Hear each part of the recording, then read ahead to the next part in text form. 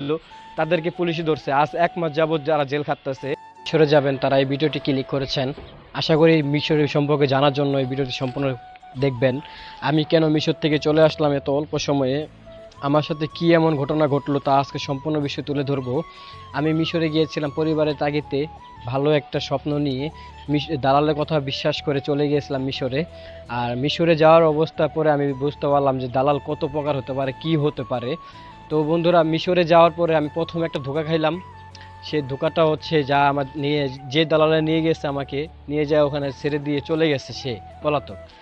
আমার কাছ থেকে নিয়েছিল 2,80,000 টাকা। তারপরে আমি ওখান থেকে ঘুরে ঘুরে ঘুরে ঘুরে চাকরি নিলাম। চাকরি নেওয়ার অবস্থা, আমি ভাষা পারি না, একটা নতুন জায়গা চিনি না। সেই ক্ষেত্রে আরেকজনের মাধ্যমে সাপোর্ট নিয়ে আমি একটা জায়গায় চাকরি নিলাম। নেওয়ার পরে নেওয়ার পরে আমি একটা কোম্পানিতে লাগলাম, সেটা হলো বাঙালি মালিকের কোম্পানি। আর বাঙালি বাঙালি খারাপ আমি কি জন্য বলি, বিদেশ বাড়ি কেউ ভাই বাঙালির আন্ডারে কেউ কাজ করবেন না।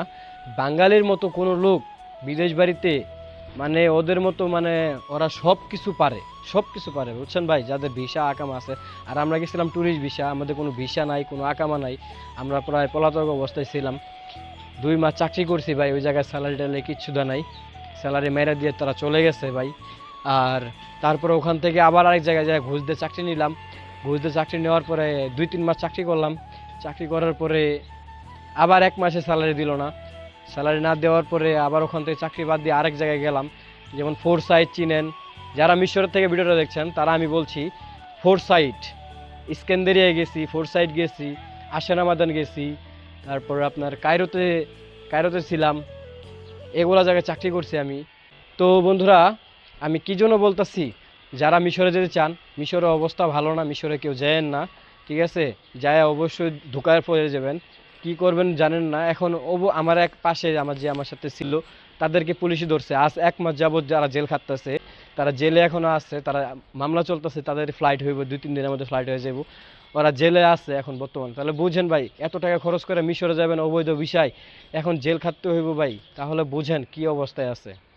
আমি এটাই বলবো, কেউ মিশরে যায় না, পুলিশ ধরাধরি করতেছে। আর যাইবেন 3টা মাস খুব সেফ থাকবেন। আর ওই জায়গায় বাঙালিরা অনেক দালাল, অনেক দালাল ভাই, দালাল ভরে গেছে মিশরে ভাই। সম্পূর্ণ ভালো থাকবেন, পরবর্তী ভিডিওতে পাবেন সুন্দর ভিডিও, আমি আপনাদের আবার সাথে শেয়ার করবো। নতুন ভিডিও পেতে চ্যানেলটি সাবস্ক্রাইব করে থাকুন আর পাশে থাকুন।